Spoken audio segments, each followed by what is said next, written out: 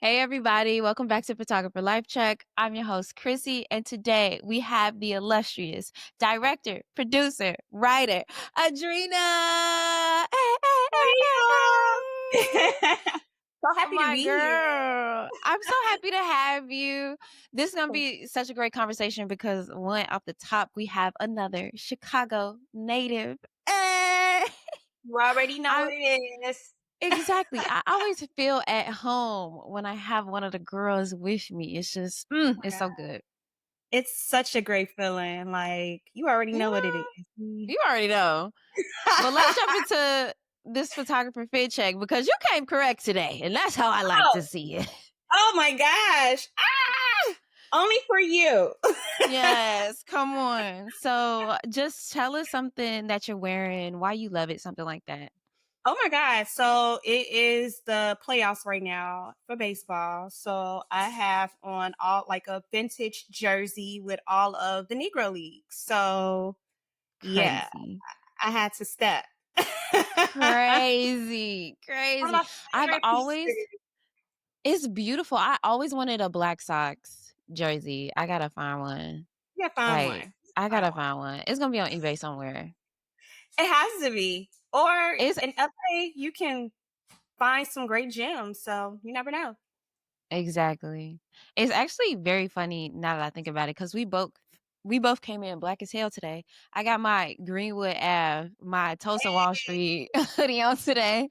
Period. We just knew to buy. we always hear. Like, I'm not surprised. Exactly. I'm Oh, crying. Okay, so today we're gonna jump straight into the PLC playlist. So oh, this is one of my favorite little segments. It's like a newer segment. We started kind of in the middle of our season because music is super important to me. And I feel like it's very important to all of us creatives in general. And yes. I wanted to give us something to listen to while we're on these sets when we can press play. Now, Okay. yours is kind of specific as like a writer, producer, and a director. Y'all Okay. are not usually playing music while y'all are on set because y'all need quiet on the set. But Quiet for on the the photo, exactly, for the photo girlies, Yeah. can you give us a song that you're listening to right now that you kind of just can't stop playing? Oh my God. Doja Cat's new album is crazy. I did hear she just dropped. It's insane. She has a song that's been on repeat, Ah Men, like men. Oh, And it's crazy. The samples that she's using is insane. Um, she just announced a tour. I just love Doja Cat. Another Oh my God, like my taste, like I can listen to Coldplay one day and then I'm switching it up and I'm listening to Rihanna the next day. So it's crazy. a girl with range. Come on. Girl range, we love it. I would say Amaarae's new album, it dropped like maybe 2 months ago and it's just been on repeat. Like I put it on when I want to feel sexy, when I want to just step into me. Like it's just a vibe. Do you have a song from Amaarae that you like? It's okay if you don't. I like Dove Cameron, that's one of my favorites. Okay. Stuck Up, that's one of my favorites as well. Like you can play the entire album from top to bottom, but if I just want to go to like my favorite, Dove Cameron, hands down, bad bitch song. Okay, cool. Yeah, I do really like that album. You're actually the one who put me onto it, and it's a What? really good vibe. For my playlist edition this week for the PLC playlist, I think I'm gonna go over to Kaytranada. His latest album, Ain't No Damn Way. I've been running it back, I'm not gonna lie. I I run it guess in back. terms of what song, I think I'll do Championship. Championship is one of my favorites, and I like Yeah. what is the other one? It's like a sample from the last album that he dropped. I like that one too. I can't think of the name of it, but yeah, I don't that's a remember which one it is. it's a repeat too, but yeah. Yeah, yeah. Beautiful. Okay, cool. So let's jump into our next segment called Photographs Not Taken. If you're tuning in for the first time, this is actually named after a book called Photographs Not Taken. But the idea is kind of a thing that I think about just all the time throughout life. And I probably already asked you this before. But what's a photograph you wish you would have taken but never did? Ooh, like in general, like my work or personally? Either or. I'll give you a little context.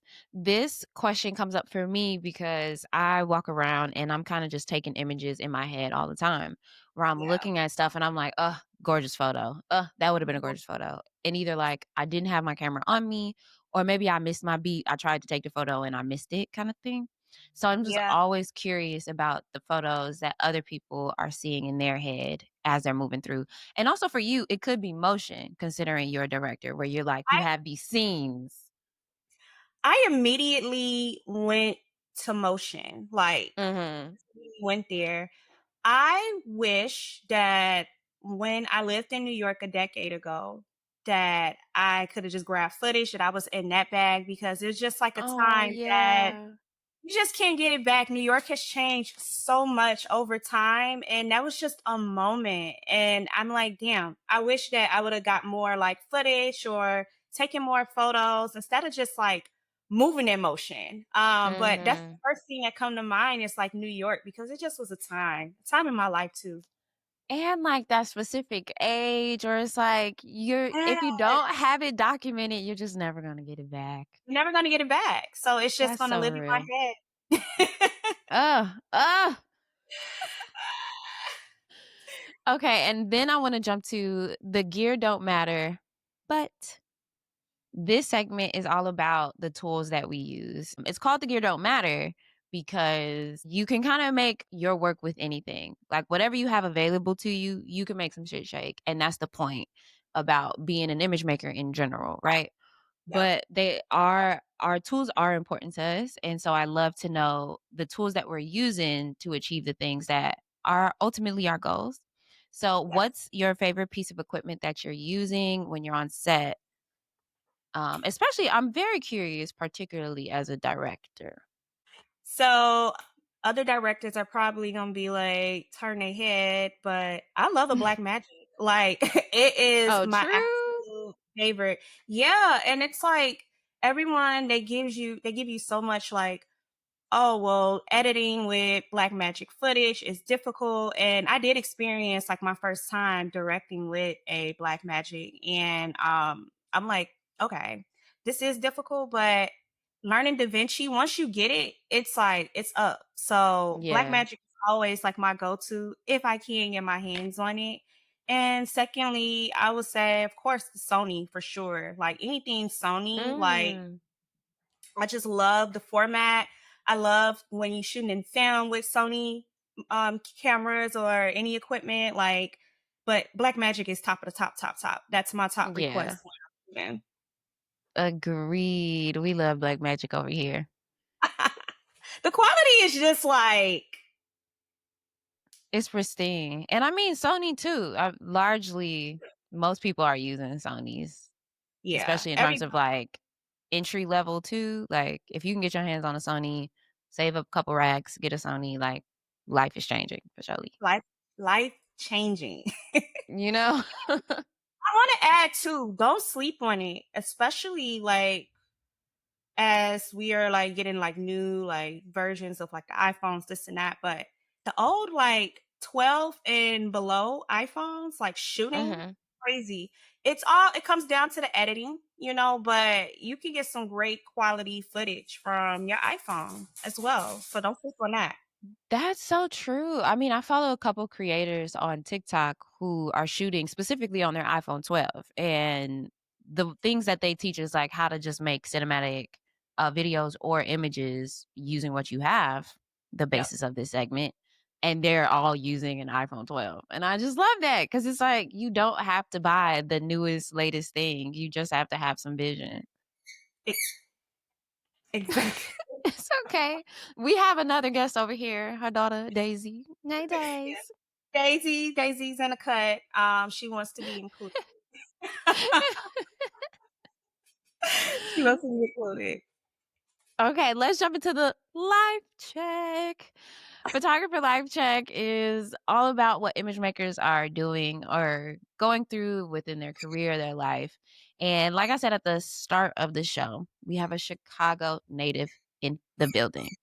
South side of Period. Chicago, to be specific. Exactly. Well, Chicago, period. 'Cause when you on the call, when I'm with you, but You know? Because but I gotta represent for the West Side girls. Southside Two baby. 290 shit. Where we at? Where we at? 87 Auburn Gresham. Don't play with it. Period. So being a girl from the city, you even you earned your bachelor's and your master's in the city, began your career there. Yeah. But for everybody from Chicago who might be listening, I gotta start with what high school you went to. Oh, Simeon. And that's the question that everybody asks. Like, what high school you Exactly. It always start with high school. It don't matter how old we are. What high school you went What to high school you though? went We need to know where you at. we need to know, like, and then our wheels start turning, like, okay, this Mm, person from here, right. like, yeah. We can start putting some pieces together. Start putting it together, like, oh, okay, you from the land, okay, cool. Right. That's beautiful though. Simeon, I mean, I'm not gonna lie to y'all. I knew that already, but I had to ask for the people that might be listening. Of But Simeon course, is one of them legendary schools that yeah, y'all had a lot of goats go to Simeon, yeah, including including me. hello. Hello. Bye.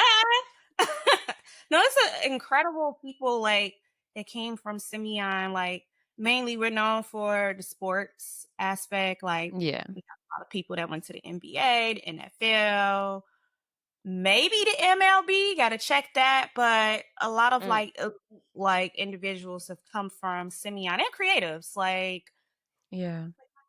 Yeah, like you. Okay, so like I mentioned, you got your marketing and your PR background. Well, I didn't mention that. I just said your bachelor's and your master's. And for your bachelor's and your master's, you have a marketing and PR background. Can yeah. you talk about where you started there and how that led you to becoming a director and producer? It's so interesting because initially I went to school to be a pharmacist. Crazy. Oh, I didn't know that. Crazy. Yeah, I went to school to be a pharmacist and I had got 2 degrees in health Mm-hmm. science and in comms. And I went off to I got accepted to St. John's in New York for PharmD Mm-hmm. school and I couldn't afford it. So I was like, Yeah. all right, cool. I was sad about it, very devastated, but I'm like, okay, I have to pivot. But in the midst of me going to school, I've always worked full time. So immediately after undergrad school, I did pick up a role at CBS Radio. And working Mm, there, it was like, okay, this is a different world. Working in entertainment and media, total different ball game. But I worked in radio sales and then eventually I went into advertising. So I'm mm, like, okay, I like this. This is pretty cool. It wasn't until grad school when I specifically picked the concentration. I'm like, all right, I have this, I'm in this program for integrated marketing communications. I can go anywhere like advertising. I can do PR. I can yeah. do digital marketing, all of these things. And I got an internship with Sony and it was for PR. It was music. I worked alongside with Joey Badass and Lecrae and just foot foot to the ground like Yeah. marketing, like circulating all of the record stores and just getting and pushing out their singles and their albums. And I'm like, wait, I like this because I didn't in college, they tell you what PR is in general, but when you're out in the field, you like, oh wait, this is totally different. Like you moving and shaking, you moving around. And I liked Yeah. it. It was like an adrenaline rush that I experienced. So I'm like, okay, this is cool. In the midst of that, I picked up an internship working with Sachi and Sachi, and that's when I first was on set to direct the Lexus commercial and with Will Mm-hmm. I Am. So that was really cool, like being a part of that experience because it was like, okay, I'm new in this. I'm working part of the directing team, and this is fun. So I'm like, okay, I could direct, I could do like PR, what do I want to go towards? And I was like, okay, why not do both? And I've been doing both, like, and just Exactly. and I feel like from there, like it just led into like directing the Lexus Will I Am commercial and went into like other opportunities like, okay, well, we have a Volvo opportunity or we have a Porsche opportunity and all of those things. And it's just like been a domino effect ever since. Well, girl, you show started early. I was trying to bring up the portfolio a little later, but since you mentioned them, She mentioned let's it. bring it up. Let's do it. All right. I want to show some of the work Adrena directed. I mean, if you've been listening, you already know we always bring up our guests' work so people can see all the beautiful stuff we're talking about while we're talking about it. So I'll let Yes. some of these run while we get into it. But since we're still on the topic of like Chicago, you transitioning and like figuring out the spaces that work for you, is there anything or anybody specific to Chicago that inspired this transition also? Yeah, I feel that being in Chicago, period, is cinematic, right? Like, True. and then it was during a time period which you are familiar with, that time period where it was like a rise in the art scene in Chicago, where it's always been a scene, but everyone else were like, oh, okay, y'all doing that in Chicago? Y'all really like that. Like, it's Right, where talented. everybody else learned. Yeah. I mean, because we Yeah. always have like Kanye, like Yeah. at piece or whatever, or Commons, but Three-piece, do or die. Come on. Don't come play with on. us. Hey, all of these like music artists, and it's like, okay, Chicago is much more than that, aside from what we are like depicted as like in the media. So that's one. Chicago is incredibly beautiful. So the inspiration just being from the city, the architecture, like the people, like it's just very inspiring. And I feel that for me to move to New York, that's when it like was like, okay, let's get into it. Like, Mm, you're really out here. I think that that experience was just so surreal to me. And although I did say I wish that I would have gotten more footage, I wish I was a bit more intentional in regards to my personal footage instead of like directing for other uh-huh. brands and all of those things. Cause in New York, I was writing too. Like, I started writing a book that transitioned into a TV series. And I'm like, okay, well, I'm doing this. Like, it didn't even dawn on me, like, okay, yeah, you can do this too. Like, aside from the brand work that you do on the side. Yeah. Oh my goodness. So I definitely want to get into the writing. Do you have specific writer inspirations? Ooh, I do. Now, when it comes to like screenwriting, Yeah. John Singleton, hands down. Like, Period. Rest in peace. rest in peace, John. Like, mastermind. Need you say more. I mean, Mastermind. Like, Boys in the Hood. like It's, more. I think he was like 19, 20 Yeah, he when was young. coming out the gate. So, screenwriter, like his writing is just incredible to me. So that's like top, top, top. Yeah. Um, Writers like literature, Toni Morrison, like how she goes in depth with her work, it makes it feel personal. And for Yeah. me, I'm like, okay, well, Toni Morrison, the depth that she pushes and the vision that John has cinematically, that combined, I'm like, I don't want my work to be on the surface level. But how Yeah. can I grasp like really diving deeper into my vision and allowing for the world to just follow along with it? And I'm like, okay, if I can master that foundation, then it would be a piece of me. Yeah. That's really beautiful. I also obviously who don't love both of these artists. I mean, they're true visionaries and have been impactful, especially to Black culture, but truly to all culture. Yes. And Toni Morrison is an Aquarius, my queen. I love her She so much. is. Yeah, love her so much. My sister sign, by the way. Exactly. Just get it. No, but so I think about the ways in which just your internal, your brain, you're thinking as a director, a producer, a writer, and all these different aspects. And you kind of have, I mean, all of these roles are behind the scenes, but you kinda have, like, the behind the scenes of each role. So I'm Yep. curious, when you're in a director role, how are you navigating when you're working for and with these producers, these writers of, like, bringing the story together? Ooh, that's a great question because I feel like to every great director, there's a producer and vice versa. So I feel that Mhm. just ensuring that you can articulate the vision well enough for the producer to understand.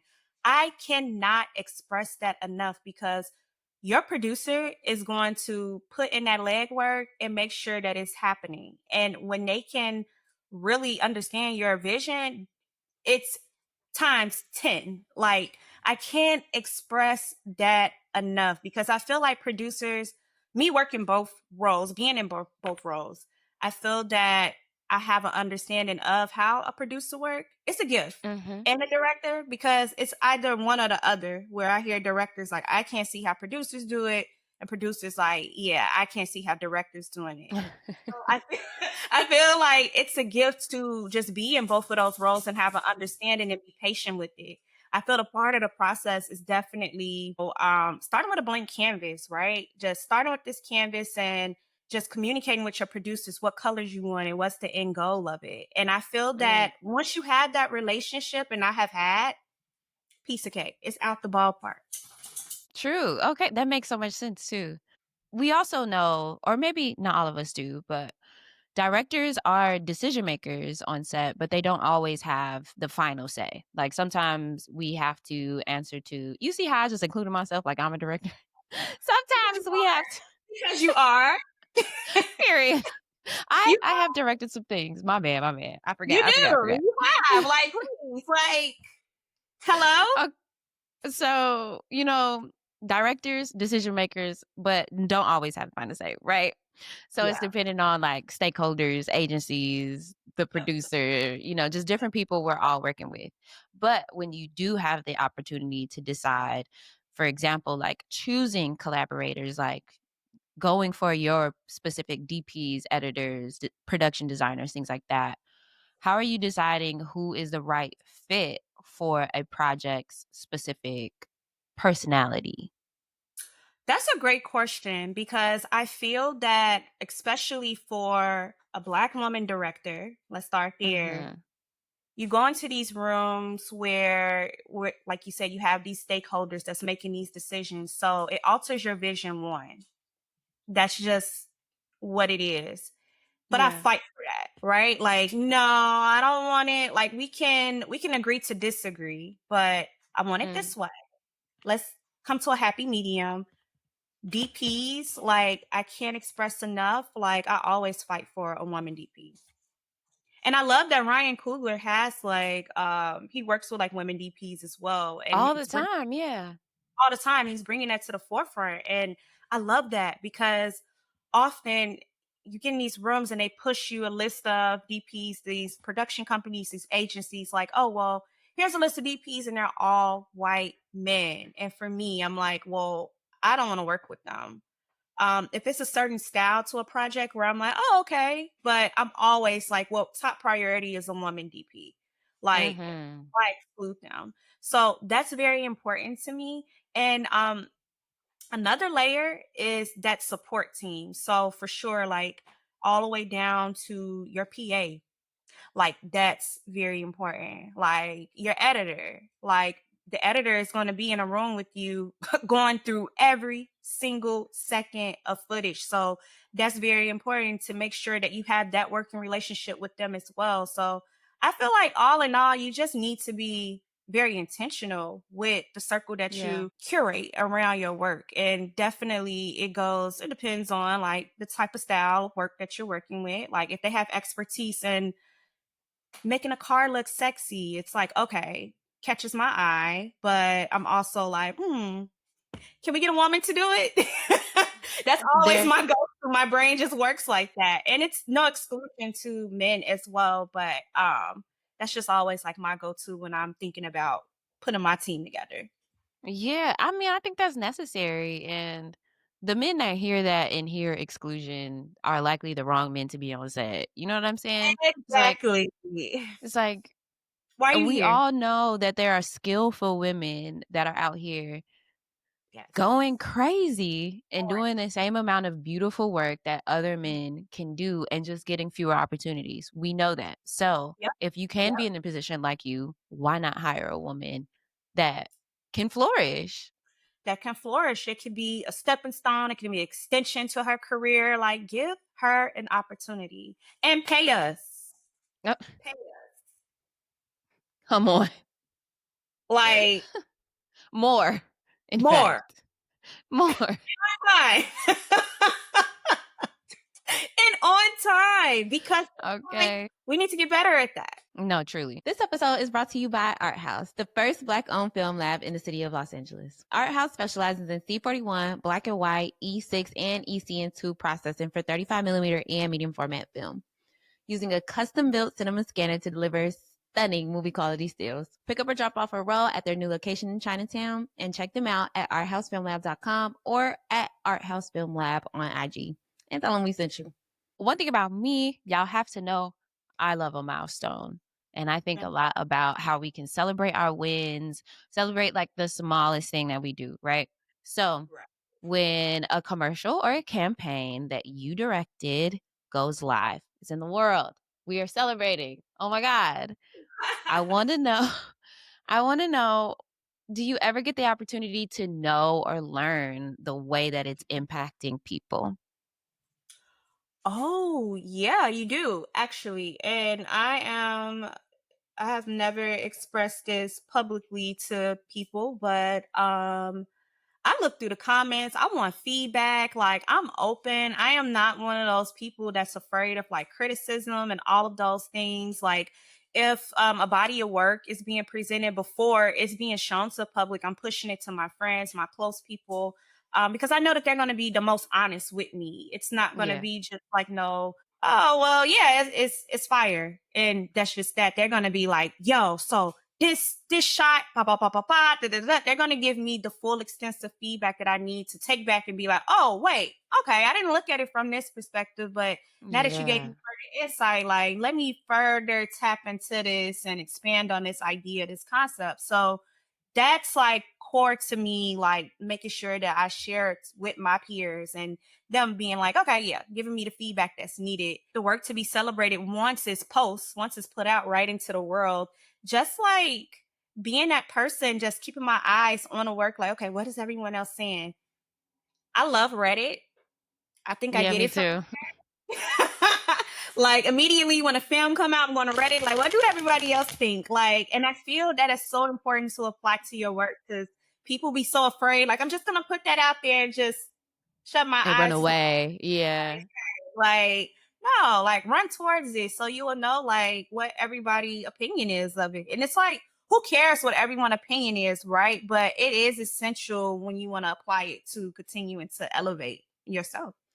Yeah, exactly. I think it is that discernment of like knowing how much to pay attention to, like what to take and what to leave kind of thing. Yep. Yep. You know, you don't want to focus too much on the bad, but you don't want to focus too much on the good either. Like, don't let it blind you into blocking your growth ultimately. Stand in your own way. Beautiful.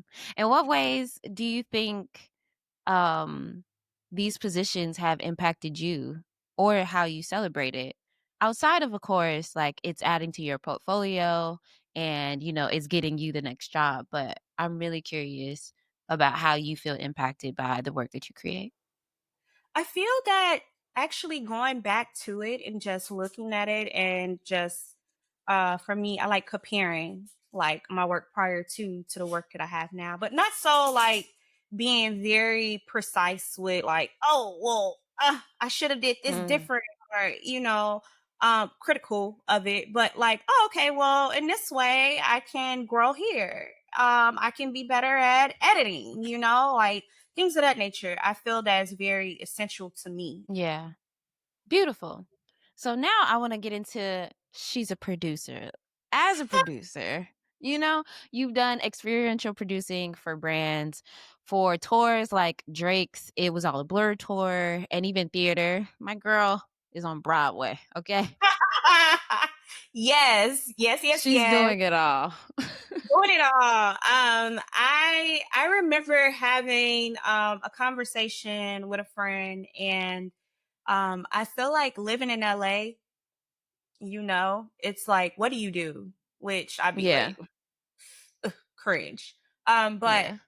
with me saying like what I do, like you said, doing it all, sometimes I don't want to come across like that. Like, damn, you do a lot. Like, what do you really do? Like, and it can be overwhelming for me. Like, I do this, I do that, and this and that. Da, da, da.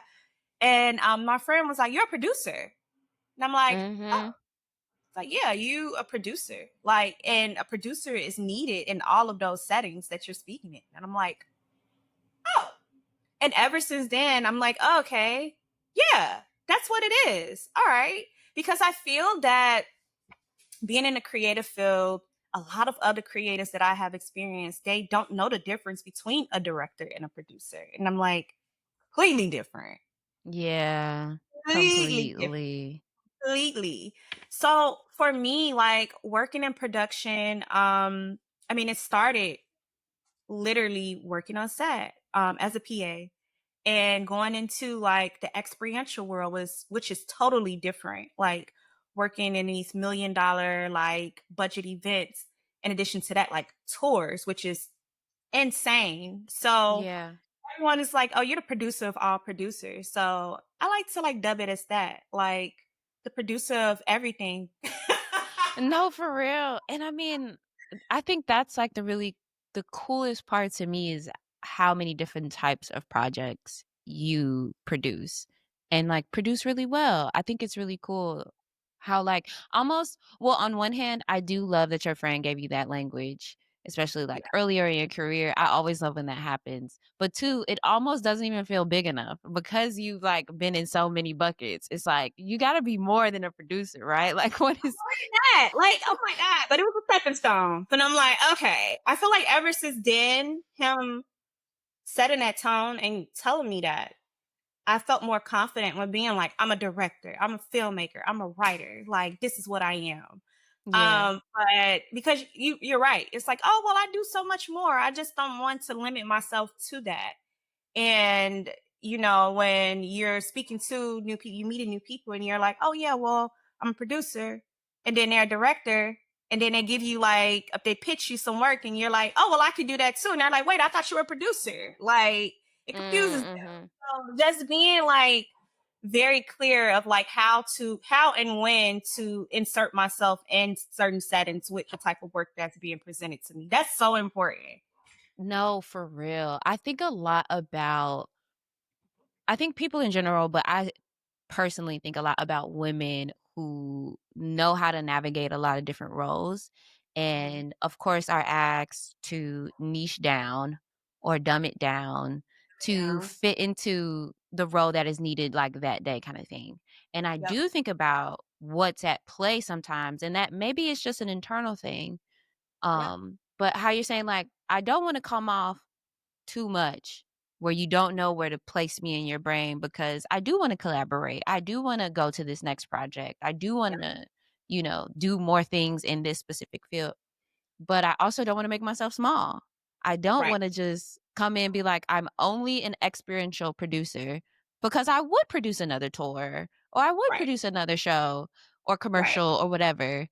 And like having that balance, I don't know. How do you feel? I feel like sometimes it's a little stressful. I feel like sometimes I'm like moving through it and I feel like I'm flowing. And then sometimes I'm like, everybody is making me feel like, ah. No, I feel that way. Like, why are you making me feel that way? Finding Right. it is difficult. Like, it is so difficult. But it's just like at the end of the day, I remember like I used to write down like a long list, right, of the things that I would want to like cross off my list or whatever. And it would be Mm, like a daily thing. Virgo rising, by the way. So it's just like for me, I'm like, okay, I my need to to-do do it. list. There you go. My- also Like daily. daily. And it used to be like so many different tasks. And I'm like, you know what? Let me narrow it down. Even on some days when I'm like, okay, I don't have to necessarily like work on multiple projects. Let me balance it. So Mm. during the pandemic, I started to break down like, okay, I'm doing production. I'm also writing, and I'm also like in the field doing experiential as well. So I just started to designate like Wednesdays are my creative days. And Mm. Friday I'm like, okay, Friday I utilize it for taking meetings. Daisy. Daisy has the zoomies. This is the most turned she has ever been. She said she's trying to be on a podcast too. Dang, Daisy. She's never been this turned. Oh my gosh, she's excited. And then I utilize like Mondays just to completely like not do anything. Cause weekends you just like you don't want to do much. In our field, we're always working. So Mondays, Yeah. I'm like, yo, let me just utilize that day to get everything. It's like as soon as you look, she stops. And as soon as you look away, she keep going. Never does this. Oh, that helped. Like my Wednesdays, I'm like, all right, no matter what, those are going to be the days where I just be heads down, work, and write. Yeah. Friday, I just like sit back and just do vision boards, like, and do some concepts development. Like, definitely that has helped because you already know a running list. You like, I got to get everything done today. I'm not going to sleep, or at least That's beautiful. Now, since we're talking about, or earlier we mentioned you celebrating things going live and things, yeah, you recently got into the tech space, correct? I did. I Yes, am. and have been producing motion and some 3D work. Yeah. And we have some examples because it went live not too long ago. So I'm going to Yeah. pull this up and I would love for you to maybe talk about like what it's been like for you. I would love to know firsthand. And then secondly, like how it's different producing this 3D work. Ooh, it's different. Like, and I enjoy it. It's like a thrill. I feel that working in tech was something that I always wanted to work in tech. But Mm. I'm like, I want to do it the right way. I don't want to work in, yes, sexy, right? Ah, Right? so good. So good. I'm so proud of that because of the fact that we really the process of making that, them bringing me on, I definitely didn't have it in mind. I thought it was just going to be like producer, project manager, not actually like a creative producer, which I'm going to break Yeah. down because I Yes, feel, please. yeah, it's literally like when you're a producer, it's so many different layers. People like can dub you as a project manager producer where you're just managing tasks, which that's a part of a producer job anyway. Yeah. And then the creative producer is that plus more, like you're actually in a room, you're actually in a room with stakeholders and they're actually taking in all of your creative feedback or like the concepts that you're throwing that way. So Mhm. the next episode song that we utilized over it, um, been in LA. I heard the sample of I don't know the name of the artist right now, but I love samples. And the sample came on. And I'm Me like, too. are you kidding me? Oh, this is incredible.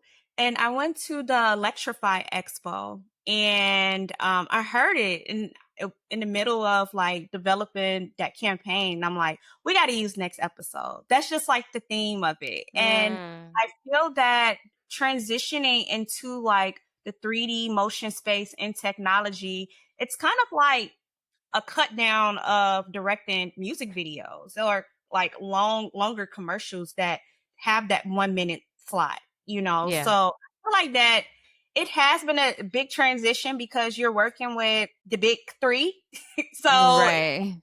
intimidating, like, oh wow, this is crazy. But at the end of the day, I feel like that it's more creative range now and definitely a place for producers to have a voice in the rooms. Mm. I appreciate that perspective too because I feel like plenty of people don't know the difference between the different types of producers that you can be on Yeah. one side. I mean, even people in production. If that's Yeah. not your department, people be like, "Girl, I'm focused Yeah. on this camera."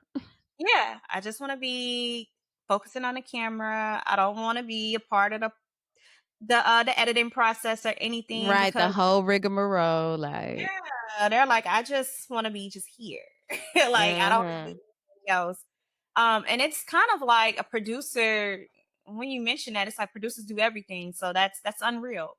You have to do something. Can't just Exactly. sit there. We are the movers. So Right. Okay, so we covered some of your direction work, we covered some of your producing work. Let's get into this writing. Now, oh I my first I love, my Shayla. exactly, my Shayla. Now Writing. that's what we really want to know. Now, I do have the wonderful privilege of having some of the inside scoop because obviously you're more than just a photo friend to me. Yes. But with that said, you have all of these lenses that we've gone through and all these different understandings. I want to know where you began as a writer. Was it Ooh. that time in New York when you were writing this book that turned into a film? Or was it before then? Were you a little poet, baby, going to the open mics? Let us in. I was a poet baby. Oh my god, going to the open mics. Like, are you kidding me? Like, I picked up a pen when I was 7, 8 years old. You remember like back in the day when the albums had the lyrics printed inside? What a time, Of first of all. course. What a time. Um, Love it. Nas, it was written album. I would take the lyrics and write it in a composition notebook. And from there, I'm like, oh wow. And just trying to break down like, what does this mean? I am a dictionary thesaurus girl. Thesaurus is Mhm. one of the first books that my mom got for me on a level of like, okay, understanding. I see that you like to write. You love to like move around your pen, even if it's just like me drawing. And that's the first book that she got me. Like, I think that this will be beneficial towards what you want to do. She was very supportive Wow. of that. Yeah, she's very supportive of that. Shout out to my mom. Shout out to mama.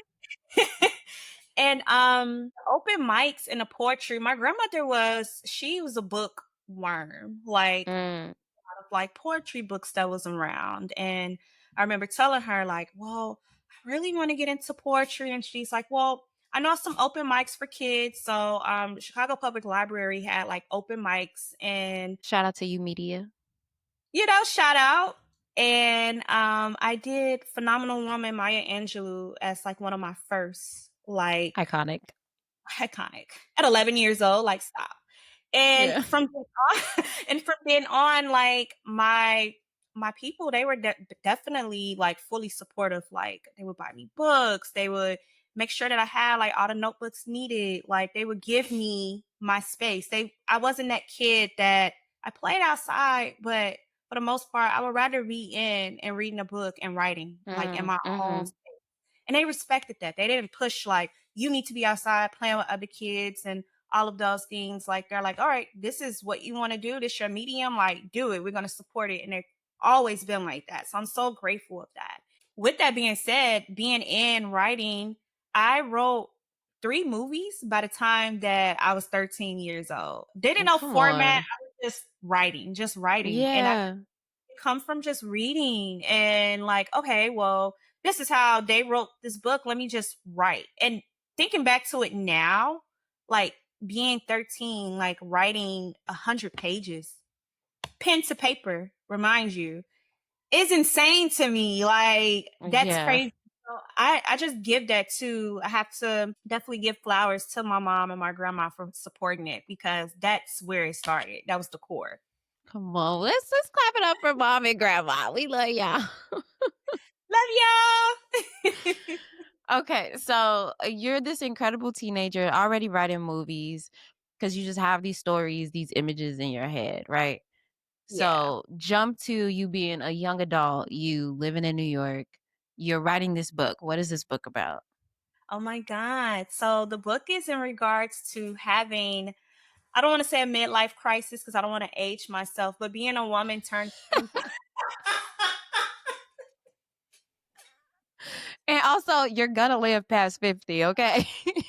I live past 50 for sure. Longevity. I feel that just being 25, that was a shift for me. I feel Yeah. that's for every woman in specific. 25, I was like, "Oh, I'm an adult." Like, Oh my God, I'm suddenly, I'm grown. grown. Whoa. No more like playing around, like grown. So for Yeah. me, I think like, and then we have these expectations like by this age, I want this to happen. And at 25, I had no children, nothing. Like career, I'm like, okay, what am I doing? What could I be doing? All of these things. Chicago, I'm like, I don't want to live here. Where could I go? Like all of these things. So it was just like stepping into the unknown and me being Mm, like, all right, okay, what is this about? It started with journaling. Started journaling like right before going to New York, starting mm, that process. And then in New York, I was walking to the 6 train and I got a call and it was like, all right, well, don't come into the office today. We're gonna meet with you on Friday. And I'm just immediately like, yeah, like, what what's going on? going on? So for further context, the role that I had at CBS Radio, it was eliminated. Mm, And for me, it was like, okay, I no longer have this role.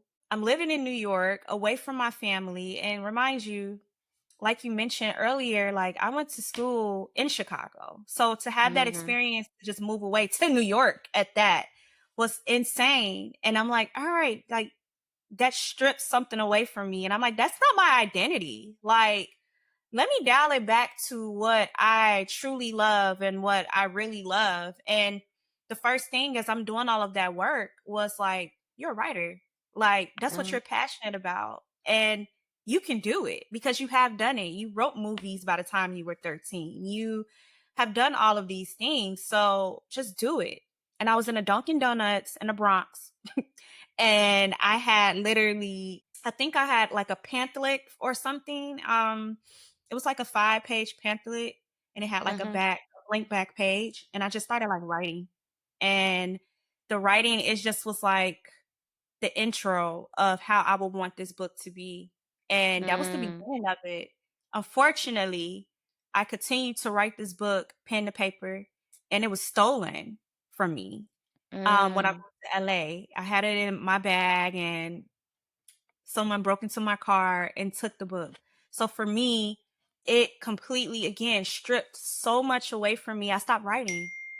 And when I Mm. stopped writing, I'm just like, okay, well, I have no desire. I put all of this work into like this Writing this, I book. mean, it sounds like it literally poured out of you too. Like, you It just poured in the out middle of of a me. Dunkin' Donuts one day, and it just It just came out.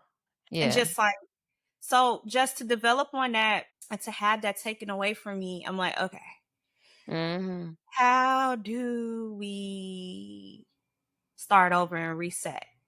And I have a friend, one of my best friends, Clint Ellis, incredible writer, by the way. hey, shout out Um, to Clint. Shout out to Clint and just talking to him and him just giving me like some gems and inspiration and just pushing me to like start little again. Because Mm, starting the book, I started from journaling. I wasn't journaling during that time. I didn't want to pick up a pen at all. So just him of just pushing me to course. start little. And as I started writing day by day, I'm back into writing. So I just really Yes. appreciate those moments. Like sometimes it takes for things to be taken away in order for you to like really like appreciate and just be like, okay, Mm, it can't stop me because this is who I am. Like that's just what it is. This is a part of my identity. And as I started to becoming in the knowing of that, it's been up ever since. come on. I like how you said it too. She got closer to the camera. It's been up ever It's been up. since. And so, with this piece that you're writing, where are you in the process now? Are you still in your writing phase? Are you in production phase? Where we at? We're still in writing phase. I feel like another thing with being I keep mentioning Virgo rising is like wanting to perfect that story and just get that vision down. I feel Mm, that the vision for this project in specific is still the same vision, but just further developing on it. I'm in a phase of finishing it up, and then we're going to do like some structuring, and then we'll go into the next phase. And it's so interesting because it's like originally it started as a book and can go to a TV series. So right now we're in the process of just narrowing down of doing both. So come on. I'm excited. Yes. Honey, it's all about that balance. And I'm just super proud of the process because like I can't imagine I wouldn't want to do it any other way. Yeah. That's beautiful. I'm also just really glad you got the spirit back, which is why I was like, man, shout out to your friend because it does feel so devastating. Like you had this piece, this art just pouring out of you. It gets stolen and it feels like a block. Now you don't know how to write anymore. And so Yeah. the fact that you're back to it and you're already like so far within your writing process, I think is really important to note. The note that your friend said, just like start little, is so important. I feel Oh, like whether it's something like this where it's like you feel like, you kind of got you were made forced to start over versus potentially like starting something for the first time. Either way, just doing one little small thing. I feel like it even sounds so cliche, but it's just so true. It works. Like making that first step to cross off the one little thing on the to-do list. yep. It's like it literally moved mountains for real. Like you might not see it in that moment, but it's moving mountains. Moving mountains. It's just like I was just talking to someone and she was like, well, I was talking to her actually some months ago and Mhm. working out at the gym. She's like, oh, like I've been working out. I think the top of like July. She's like, I've been working out. Like I'm not losing any weight. And I just talked to her and she lost 20 pounds. And she's just like, damn, day by day, day by day. And I'm like, that's crazy because like when you're in the midst of it, you like, oh my God, like You don't see it, you don't feel it. feel it like but it's just and for me it was inspiring because I'm like I know that you push hard and just to see that like wow that's incredible and you apply that to your work as well like you Yeah. really do need to take it day by day and little by little and the little that you're contributing it eventually becomes that big picture that you're envisioning and I live by that because I feel that Mm. that's definitely how it should be like me just putting all like I've worked on projects where I'm like, all right, I'm putting everything into this project and then I just walk away from because I'm like, all right, well, where do I go with digesting this? Like if I Mm. would have took it like step by step, then I feel like the flow would have been more efficient for me. But I feel that just throwing something all into like one body of work just at once, it can be overwhelming. Yeah, I feel that. And I'm also hearing, especially during this segment where we're talking about the writing, I'm hearing a lot more risk that you've taken, like in life and your career. Yeah. And I would love to know. I mean, I'm sure at times that feel terrifying. Risk can feel very scary. It's But terrifying. yeah. It's It's so scary, like, even in general of buying a one-way ticket and not knowing anyone in LA and like, "Okay, Yeah. alright, I'm doing this by myself." Hopping on a plane and Starting from scratch. starting from scratch in a different city, in a different type of realm because at that time I'm writing, I'm learning what producing is, and Mm, I'm directing as well. So it's like, "Alright, well, how do I find my footing?" That's scary. mm. Like when you're just like, I want to risk it all, but it's rewarding because you betting on yourself and you're gonna win every time when you do that. That's a fact. Come on. That's Come a fact. on. I don't remember what I was watching, but I was watching something recently and the main character or the guy was like, I felt like I had to try this because either I was gonna win for myself because I put in the work or I was gonna fail on my own time. It was either way, I'm putting in the work. And if I fail, it's because I tried. And Oof. it's it's that mental Wow. position that I think is really important. and really easy to be afraid of, to commit Yeah. to. Yeah. And something like moving to a new city is so big. It's so big. It's such a huge step by yourself. You don't know nobody. You just like, I have the feeling that I Yeah. need to take this risk. That's so important. I'm so proud of you. Proud of us. Oh, period. How about Chicago and did the True. same? Yeah. Yeah. Like it's not easy. But the people No. that are doing it, shout out to y'all because we're there. We know. We Yeah. know. Yeah, it's not easy at all. Is there a risk that you've taken in your career that now defines how you work? Absolutely. I feel that taking that jump back into being a producer during a time where, let's talk about it, the writer strike, right? Mhm. Like pandemic one and then the writer strike. And now fast forward from that girl buying a one-way ticket to come to LA to live her dreams as this filmmaker and all of Mhm. the things. Now it's like, oh wow, what's happening now? Like things are shaking up. It's different. And within the past 5 years in the film industry, it's been a huge disruption where a lot of the creatives and filmmakers and production companies, they're moving out of LA. Yeah. So now it's just like, okay, how do you pivot from here? Right. And What do we do now?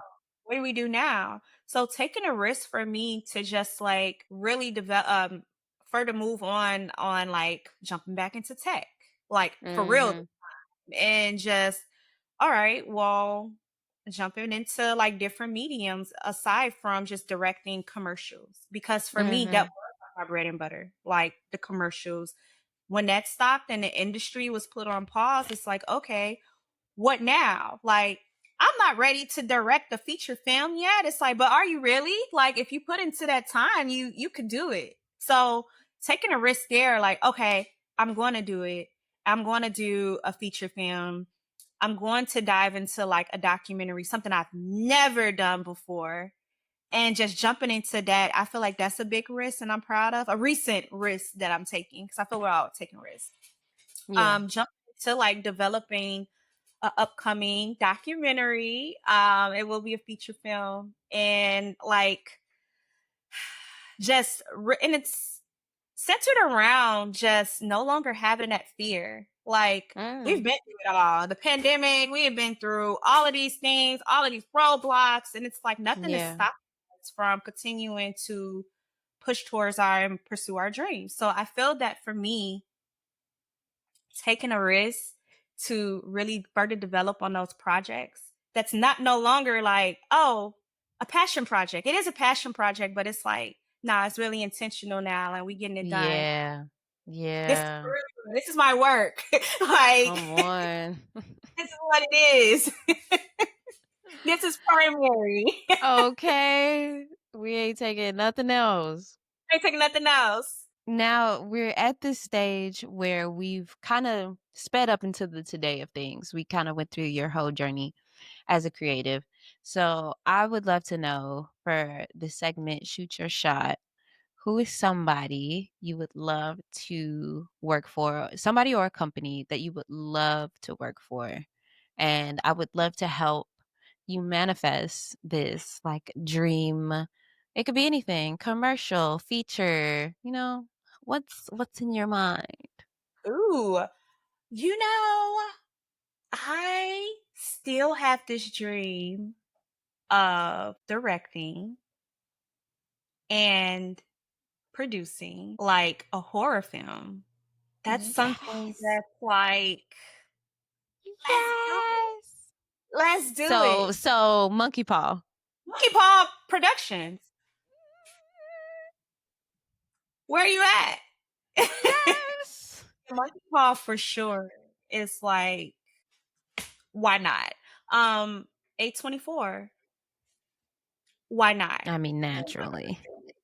Why not? A24 is a dream. That's a dream, dream, dream, dream, dream. So I'll put that on top of my list and definitely like directing and producing a horror film. a horror film, not a psychological thriller, which are my favorites. A true horror film, True just horror. true horror. Like, so yeah, that's something that's definitely I would shoot my shot towards something new. Come on. Well, here we need to put all of our magical energy together because I feel like Monkey Paw, you might already have Adrena like on the list somewhere. I feel like y'all already know who she is. So you might as well send that email right now for that next horror y'all are working on and then call up your homies at 824 to be like, did y'all know that Adrena like is making this horror film for us? Y'all need to put her on the list too. So it can Okay, all just get circulating and we could go to the movies to go see this beautiful horror. let's do it. Let's do Come it. on. Fun. You know what? It's already happening. So thank you in advance. Exactly. That's the energy I'm talking about, Adrena. It's happening.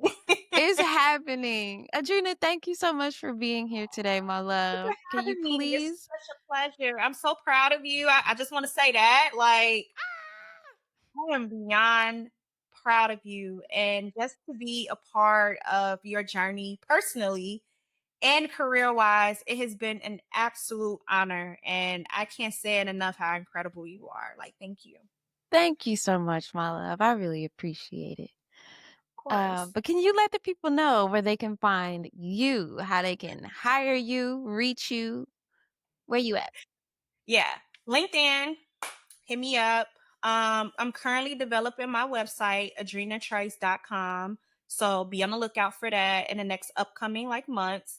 Social medias, trying to like dial back because I have so much that I'm working on. But if you Yeah. send me a request, yeah, I'll follow back. It's Atrichi, which is everyone asks me like what does my Instagram name mean? I feel like that's important. Tree, that is my production company, and Tree is pretty much my name, Aatri, and then Shy Chicago. So just want to Right. break that down because people are like, what is that? Like Da Vinci? Like, what are you trying to dub? Yes, where are you going with that? You can find me at Tree Shy on Instagram, and yeah, just send me a message on LinkedIn. Like I'm always available there. Beautiful. You can find Photographer Life Check everywhere you get your podcast, but make sure you watch us over on YouTube and Spotify. And we also post clips on Instagram. So follow us everywhere you want to see us so you can see these beautiful faces and all this beautiful work that we talk about every week. And you can find me, your host, at Qurissy. That's Qurissy. Also, pretty much everywhere. And we'll see y'all next time. Bye.